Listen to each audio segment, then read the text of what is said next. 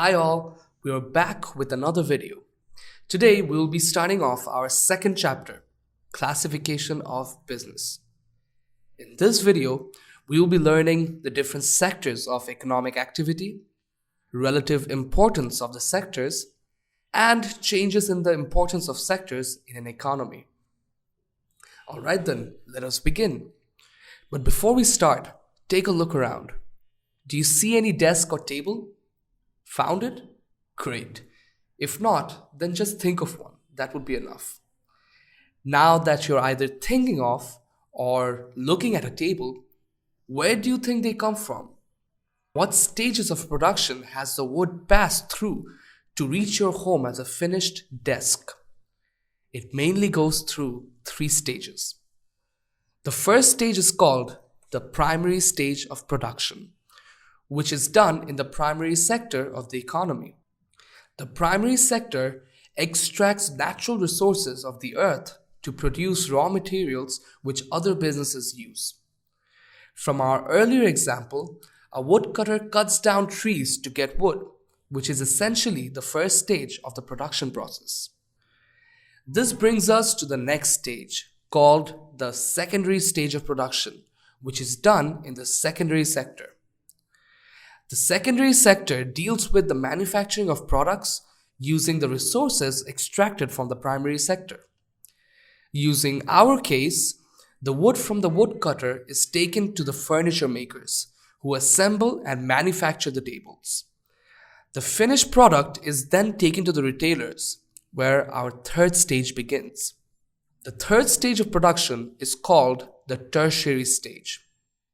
Activities done in this stage is under the tertiary sector, which involves providing services to both customers and businesses. In our example, the retail shop we buy the table from falls under the tertiary sector. To sum up this part of the lecture, let's look at a few examples of each sector. The primary sector includes activities like farming, fishing, forestry, and the extraction of natural materials such as oil and copper. The secondary sector includes activities such as building, construction, car manufacturing, computer assembly, and more.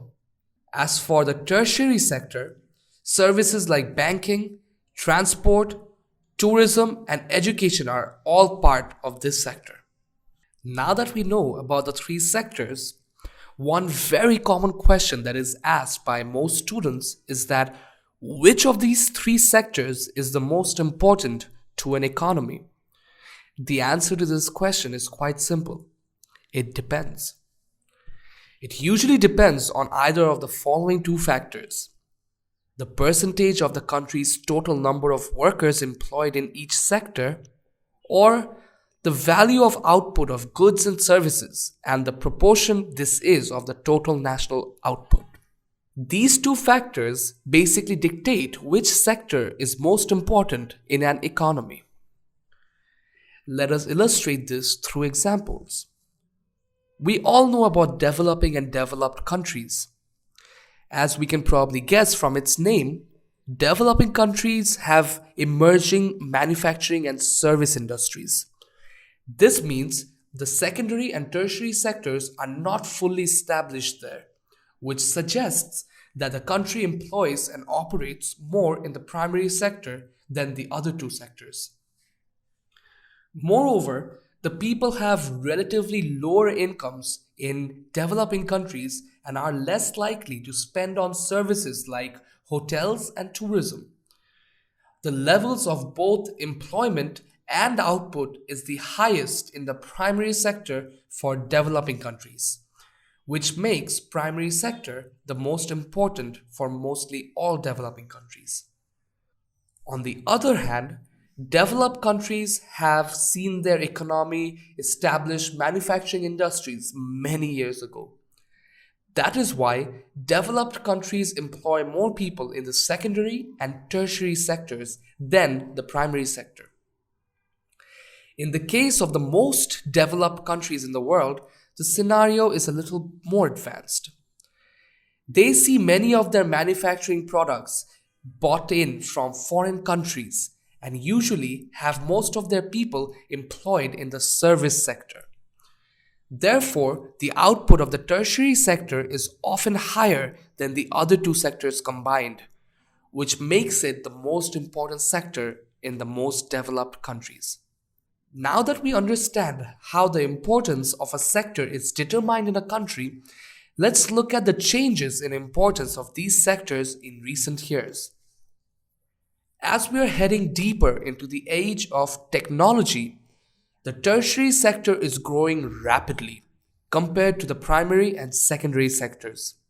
The decline in the manufacturing or secondary sector of industry is called deindustrialization. There are mainly three reasons for these changes in the relative importance of the sectors, which are as follows. First of all, sources to primary products are getting depleted, as evident with Somalia cutting down most of its forest, which leads to the reduced importance of the primary sector in that country.